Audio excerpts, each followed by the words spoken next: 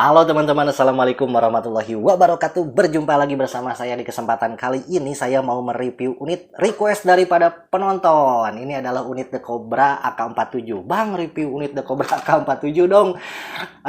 Saya jadi berpikir, emang nggak di-review ya sama YouTuber-YouTuber lain. Ternyata setelah saya cek YouTube, ternyata banyak yang sudah mereview. Tapi kenapa saya harus review lagi? Jadi saya berpikir gini, mungkin teman-teman pengen melihat seperti apa sih dari sudut pandang saya si The Cobra ini. Oke, langsung aja kita review ya. Oh iya, satu lagi. Ini saya pakai baju yang sama ya. Mohon maaf, yang sama dengan di video sebelumnya. Kenapa? Karena ini syutingnya di hari yang sama dengan yang di video sebelumnya. Oke, langsung aja kita review ya. Oke teman-teman, seperti inilah penampakannya di atas meja ya. Ini sudah saya timbang, tapi saya timbangnya pakai timbangan digital untuk yang gram-graman ya, kayak timbangan emas kayak gini, dan ini menunjukkan angka error. Jadi sudah bisa dipastikan ini beratnya lebih daripada 1 kg, tapi komanya berapa saya nggak tahu. Yang jelas ini beratnya lebih daripada 1 kg. Kemudian ini sudah saya pasang juga popornya dan saya ukur sebelum saya nyalakan kamera. Ini panjangnya kurang lebih sekitar 88 cm. Skalanya 1:1 atau enggak, silahkan teman-teman searching sendiri di Google AK47 versi senjata aslinya berapa cm ya. Nah, di sini saya mau membahas beberapa poin yang mungkin tidak disampaikan oleh YouTuber-YouTuber lain, atau mungkin saya belum nonton juga ya, mohon maaf. Tapi ini dari sudut pandang saya ya. Pertama-tama ketika kita pegang unit ini, apalagi baru beli ya, kendala pertama yang dirasakan adalah ketika kita memasang popornya kayak gini nih. Jadi ketika kita pasang popor ini seret banget dan bisa dibilang rada susah sampai ke bagian bawah sini ya. Jadi saran buat teman-teman yang beli AK47 dari The Cobra ini, mendingan dilonggarin dulu skrupnya kayak gini ya. Dilonggarin dulu skrupnya kayak gini, baru setelah dilonggarin tekan sampai bawah ya. Nah, baru ini bisa klik. Nah, setelah klik, kalau misalkan dirasa cukup udah pas, kemudian kita kencengin lagi. Nah, kayak gini. Kemudian unit yang saya dapat ini kebetulan nggak tahu kenapa, ini bagian sebelah sininya, safety-nya ya, ini longgar, ini ngaplek-ngaplek, kalau bahasa Sunda menjuntai gitulah. Nah, kayak gini yang saya dapat. Oke, langsung aja kita bahas ya dari materialnya dulu. Nah, ini materialnya ini kalau misalkan dibandingkan dengan unit-unit The Cobra yang lain, menurut saya ini paling tebal ya. Paling tebal, paling solid, paling mantap. Ini materialnya paling tebal, ketika digenggam itu nggak ringkih ya. Jadi mantap pada saat digenggam. Kemudian ini yang cukup disayangkan ya. Ini mungkin dari pabrikannya itu berniat untuk membuat semacam apa ya, sensasi. Maksudnya nuansa ya, nuansa kayu. Tapi ini nggak dapat menurut saya, malahan ini jatuhnya malah jadi kayak warna oranye ya, kayak gini. Seperti di video sebelumnya saya sempat review juga SPD Dragunov yang full metal. Nah, itu kan materialnya itu ABS atau plastik atau polimer, tapi teksturnya itu kayu. Nah, ini nggak kayu ya, malah jatuhnya jadi oranye kayak gini ya. Tapi nggak masalah, saya cukup puas dengan materialnya ya, meskipun warnanya kayak gini. Kemudian di sini ada yang sedikit janggal nih, ada bagian kayak gini nih. Saya sempat penasaran ini apaan sih. Ternyata setelah digeser seperti ini adalah safety ya. Nah, ini triggernya nggak bisa ditekan ya. Ini hati-hati untuk teman-teman yang baru pegang, atau misalkan dipinjemin ke temannya, hati-hati jangan sampai lupa, jangan sampai posisinya ini di belakang ya. Nanti dikira ini udah dikokang dan ini ternyata triggernya keras, ditekan dipaksa, takutnya patah ya. Dipastikan kalau misalkan dipinjam sama teman, ini digeser ke bagian depan ya, seperti ini. Oke, selanjutnya di bagian atasnya sini, ini ada yang cukup menarik perhatian saya juga nih.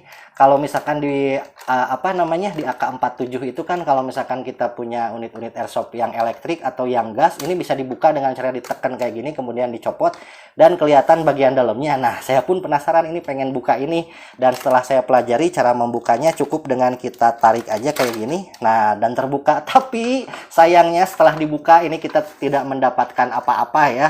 Kita cuma dapat kayak gini doang. Ini tertutup polos kayak gini ya, berbeda dengan unit-unit airsoft spring full metal atau gas blowback rifle, ini berbeda ya, jadi nutup kayak gini. Nah, lantas poin-poin selanjutnya saya rasa sih udah disampaikan sama YouTuber-YouTuber lain ya. Nah, di sini saya mau menyampaikan poin lain yang mungkin tidak disampaikan oleh YouTuber lain. Di video kali ini saya mau bongkar dalamnya seperti apa. Nah, buat teman-teman yang kepo seperti apa dalamnya, saksikan terus video ini sampai selesai ya, jangan di skip. Aduh, ini bukanya susah banget ya, harus dilonggarin dulu baru kita bisa buka ya.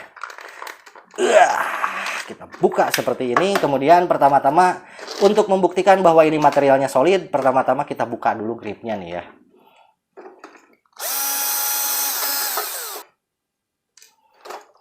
Oke, nah seperti inilah penampakan dalamnya ya. Nah, kelihatan ini gripnya ini aja udah solid banget kayak gini, materialnya tebal dan ini bener-bener bukan material plastik biasa ya. Jadi mantap pada saat digenggam ya, meskipun ini unit ini tanpa pemberat.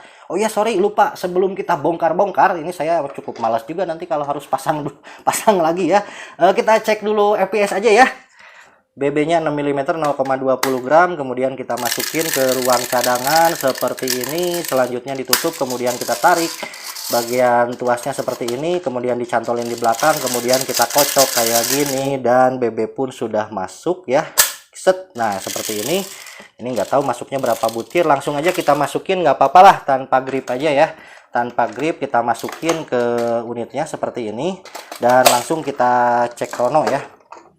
Seperti biasa, biar aman kita pakai safety glass dulu. Krononya dalam keadaan mati dan kita nyalakan. Ini sudah saya setting 6 mm 0,20 gram. Kemudian kita tempatkan di box keadilan. Selanjutnya kita kokang tembakan pertama. Oke, 241 tembakan kedua. 242 tembakan ketiga. 247 tembakan keempat.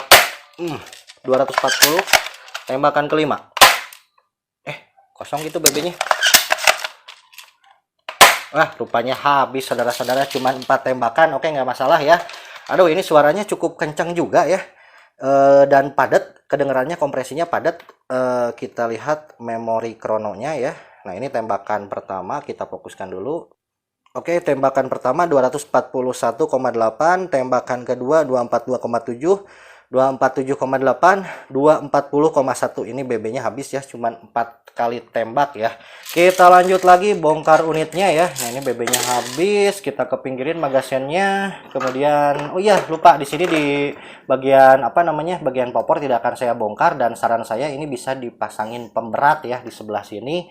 Kita cukup fokus kita bongkar bodinya aja. Nah, untuk membongkar bagian depannya sini, ini sekalian tutorial juga ya. Untuk membongkar bagian depannya sini, ini di dalam ada sekrup-sekrupnya ya. Mungkin sebagian besar teman-teman yang sudah hobi airsoft spring pasti udah tahu ya. Ini untuk pemula, saya sekalian kasih tahu aja. Nah, kita cukup bongkar bagian samping sebelah kanannya seperti ini. Kemudian nanti kita bongkar sekrup-sekrupnya yang jumlahnya sekelurahan ini ya. Oke, langsung kita bongkar ya. Nah, untuk membongkarnya pun sebetulnya tidak harus semuanya sampai bagian-bagian depan sini, cukup di bagian bodinya doang ya.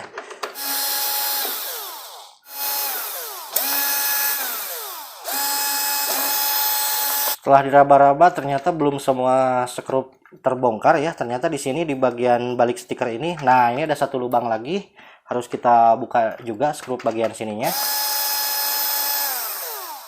Oke, sip. Semua skrup sudah terbuka. Nah, untuk membuka bodinya ini biar pernya nggak loncat, biar nggak berantakan kemana-mana, caranya dengan cara ditahan bagian kokangannya kayak gini. Nah, ditahan kayak gini. Oke, setelah terbuka kayak gini, kemudian dibuka bodi samping sebelah kanannya kayak gini ya. Oke, dan ternyata seperti inilah penampakan dalamnya ya. Banyak yang ngomong ke saya, katanya AK-47 The Cobra pistonnya gede. Waduh, beneran ternyata ini gede banget saudara-saudara. Kita bongkar aja bagian inner barrelnya ya. Kita langsung cari tahu aja apakah ini ada hop up-nya atau enggak ya. Oke, kita lihat bagian chambernya ini, dan ternyata ini tidak ada hop up-nya ya. Chambernya polos bulat kayak gini, nggak ada centilan-centilan atau semacam jendolan-jendolan, nggak ada ya. Dan ini material inner barrelnya masih plastik ya, bukan kuningan, bukan aluminium, dan bukan stainless ya, masih plastik standar. Jadi saran saya ini untuk performa lebih baik, kayaknya ini harus diganti pakai inbar yang metal ya, dan diameternya yang lebih sempit. Kemudian di bagian kokangannya kita lihat, ini kokangannya sudah metal ya bagian sininya, dan bagian yang plastiknya ini cukup tebal ya. Ini saya rasa sih lebih tebal daripada kokangan-kokangan airsoft spring pada umumnya. Mantep banget. Kemudian kita analisa dulu bagian bodinya sini ya. Kalau kita lihat dari luar, ini terlihat solid dan ketika digenggam terasa solid. Kita amati dari bagian dalam ya, dan ternyata beneran ini bener-bener solid. Ini bodinya tebal ya kayak gini. Langsung kita amati bagian pistonnya ya. Nah, piston dan silindernya kayak gini kita cabut saudara-saudara, dan seperti inilah. Ini ukurannya gede ya. Wah, kayaknya saya harus ngambil dulu sigmat ya untuk mengukur biar teman-teman bisa tahu ukurannya segimana ya, bisa untuk perbandingan dengan unit-unit airsoft spring yang lain ya. Oke teman-teman, langsung aja kita cari tahu panjang silindernya dulu ya. Nah, ini panjang silindernya langsung kita cari tahu, ini hampir 9 cm ya, 8,9 sekian, hampir 9 cm ya panjang silindernya. Kemudian diameter dalamnya kita cari tahu. Nah, diameter dalamnya 2,2 cm ya. Jadi diameter panjangnya ini tadi berapa ya, lupa saya. Hampir 9 cm, dan diameter dalamnya ini 2,2 cm ya. Dan bagian material karet pistonnya ini masih standar ya, seperti umumnya unit-unit airsoft spring yang bening kayak gini. Ini kurang bagus ya, kompresinya kurang padat. Saran saya bagian karet pistonnya diganti ya. Dan untuk teman-teman yang mau upgrade juga, jadi punya referensi nih, diameter dalamnya ini 2,2 mm, kurang lebih segitu ya. Oke, selanjutnya kita amati bagian springnya. Nah, ini springnya masih standar nih springnya. Kita lihat apakah ini spring yang berkualitas atau bukan ya. Biasanya saya kalau mengamati caranya dengan cara rada dibengkokin gini, kalau balik lagi ini bagus, tapi kalau nggak balik lagi ini kurang bagus. Dan tidak balik lagi teman-teman. Jadi ini springnya kurang bagus ya. Ada kemungkinan kalau misalkan nggak balik lagi kayak gini, ini cepat melemah. Jadi saran saya springnya diganti dengan spring yang bagus ya. Meskipun tekanannya sama tapi materialnya beda. Jangan yang seperti ini, biar nggak cepat melemah tekanannya ya. Kemudian kita amati bagian-bagian mekanismenya ya, mekanisme sirsetnya ya. Ternyata mekanisme sirsetnya seperti ini ya. Bagian sirsetnya ada di belakang sini, kemudian di sini pin ya. Nah, seperti ini bagian sirsetnya, kemudian didorong dengan trigger kayak gini, dan ternyata bagian safety-nya ada di sebelah sini yang tadi saya tarik-tarik nih. Nah, ini safety-nya sebelah sini. Mungkin untuk teman-teman yang takut ketika unitnya dipinjam nggak bilang-bilang sama temennya, mendingan ininya dilepas aja ya, biar nggak lupa ya pada saat kunci dipinjam teman, rusak nanti takutnya ininya patah ya. Oke, mungkin segitu aja dulu review unit airsoft spring The Cobra AK47 dari saya, dan sudah diobrak-abrik pula ini unitnya ya. Saya closingnya langsung begini aja ya. Mudah-mudahan video ini dapat bermanfaat buat teman-teman, dapat menghibur serta menjadikan bahan inspirasi dan referensi buat teman-teman semuanya yang mau beli unit AK47 airsoft spring The Cobra ya. Sekian aja dulu dari saya pamit. Mohon maaf apabila ada kekurangan dan salah-salah kata. Sampai jumpa di lain waktu dan lain kesempatan di video-video selanjutnya. Assalamualaikum warahmatullahi wabarakatuh. Jangan lupa like, share, komen, dan subscribe untuk yang belum subscribe. Bye-bye.